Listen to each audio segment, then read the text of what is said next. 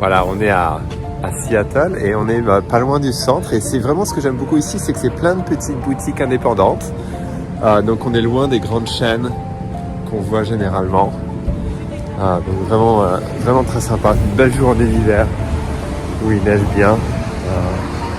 C'est vraiment assez vivant, relativement vivant. C'est pas, ça fait pas artificiel en tout cas.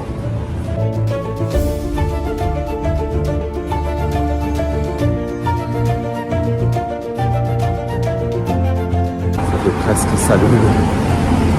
J'aime bien. Sympa Seattle.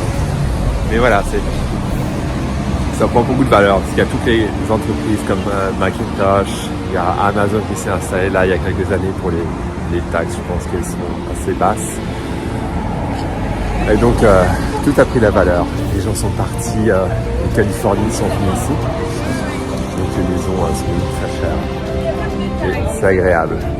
Voilà, toujours dans le centre de Seattle. Et pour vous dire, Seattle c'est une ville qui aime beaucoup l'espace. Si vous regardez autour de moi, là à côté de moi, il y a une vraie fusée, littéralement une vraie fusée. Voilà, qui sert de décoration. Et puis là, en haut du toit derrière moi, vous voyez, il y a, je sais pas, c'est Saturne peut-être. Mais voilà, c'est présent partout. Et si vous connaissez un peu Seattle, le plus grand building que les gens viennent visiter à Seattle, c'est The Space Needle. Donc un needle, c'est une aiguille, space, l'espace. Et donc voilà, je vous montrerai ça, c'est le plus grand monument qu'on vient visiter ici à Seattle. Et voilà, c'est Noël, les lumières sont sorties, c'est vraiment très agréable, j'aime beaucoup. Un peu frais, mais ça va, il fait pas trop froid.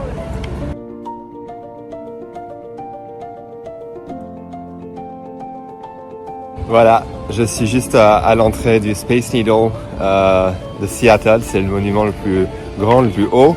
Et tout là-haut, c'est vraiment sympa. On a une super belle vue de Seattle, des montagnes, de tout, Lake Washington. C'est vraiment magnifique. Voilà, donc c'est l'endroit où aller à Seattle si vous avez le temps et si vous venez dans la région. Et là, je sors du musée, encore un musée super, Mopop, qui est le musée pop de Seattle. C'est parce que c'est toute une culture qui s'est créée. Vraiment, le grunge vient d'ici, de Seattle. Et c'est magnifique.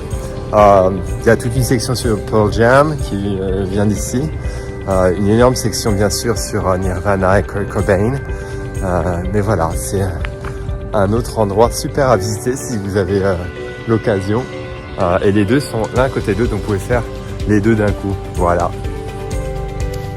on est à Seattle et j'avais vraiment besoin de ça, un bon changement de climat, parce qu'en Californie c'est donc la sécheresse totale. Il n'y a plus d'eau d'ailleurs, ils nous l'ont annoncé un peu avant que je parte. Presque plus d'eau, les réservoirs sont à un tiers et là il y a toute l'eau qu'il faut, il y a plein de neige, c'est génial, c'est quelque chose de très rare. Même en Californie, il faut vraiment de la fausse neige dans le sud de la Californie. Lac Tahoe ça va encore, Mammoth ça va encore, mais vraiment dans le sud, Mountain High, Big Bear, ça devient vraiment juste. Donc là c'est que du bonheur. Allez-y, regardez.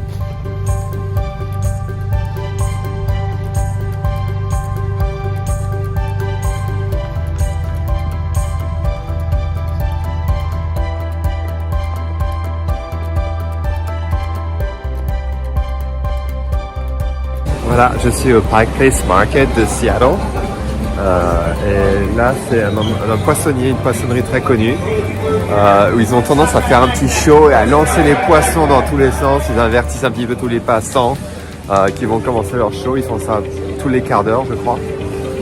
Mais là, on est en semaine, donc ils ne le font pas trop. Mais voilà, c'est assez grand.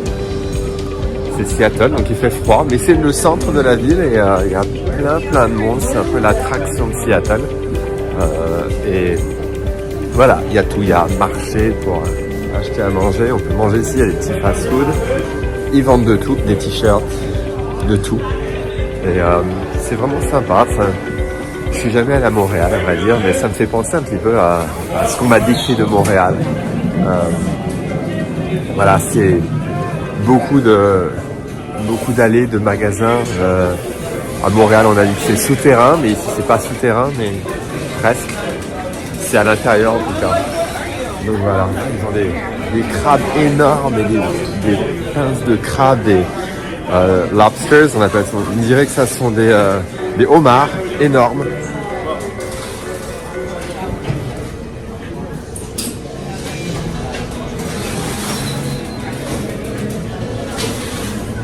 c'est assez impressionnant.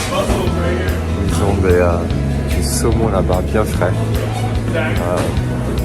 C'est vraiment super. C'est pas gratuit, regardez, c'est un restaurant magnifique, athénien. L'Athénien qui a une vue incroyable sur la mer. Voilà, c'est très sympa. Et donc vraiment il y a le marché à l'intérieur, puis ça s'arrête pas là, ça continue à l'extérieur. Et je veux dire que quand il fait froid comme aujourd'hui, on a une tempête de neige qui arrive, on est bien à l'intérieur. C'est seulement 5 degrés Celsius, ça va. On a l'impression qu'il fait bon. Et c'est intéressant en français, hein, quand on dit il fait bon, il faut comprendre it's warm, d'accord? C'est pas souvent bien traduit et c'est pas toujours facile à traduire. Oh, j'adore cet art, c'est vraiment beau. Belle peinture de Seattle. Donc voilà, c'est vraiment très grand et très très sympa. Il y a un petit pont, je vous emmènerai peut-être tout à l'heure. On est au-dessus de la mer. Et des temps comme ça, où c'est très nuageux, mais on voit pas grand-chose. Alors c'est dommage parce que Seattle, quand il fait beau, on a de très belles vues sur les montagnes, même des montagnes enneigées l'hiver. Et quand il fait pas beau, c'est complètement couvert. Et on voit pas grand-chose. Voilà. Je continue la balade et je vous montre un peu comment c'est.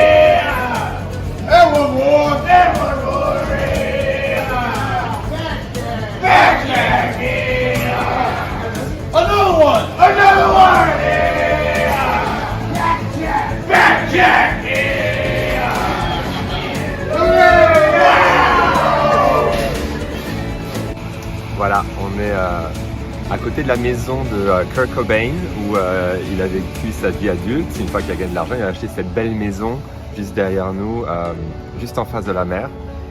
Et ça, c'est le petit jardin qui est à côté de la maison, qui est public. Et donc il y a ces deux bancs où les fans de Kurt viennent tous les jours. C'est un vrai défilé, je crois. Et ils viennent écrire des choses, laisser quelque chose pour Kurt.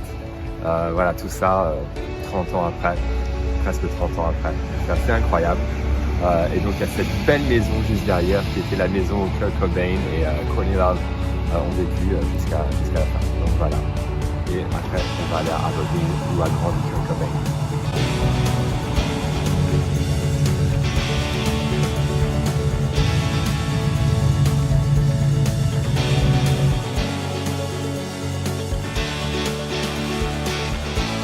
Voilà, on est devant la maison où Kurt Cobain a grandi à Aberdeen et quand on regarde autour de moi, c'est vraiment, c'est pas très beau, hein. Et puis ça fait un peu cauchemardesque, on dirait un peu un film d'horreur derrière.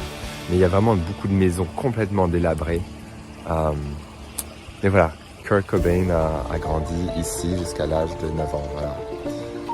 Et le début de l'enfance était joyeuse et puis après ça s'est gâté. Et regardez un peu les maisons, je vais vous montrer à côté, c'est que des maisons à moitié en ruine.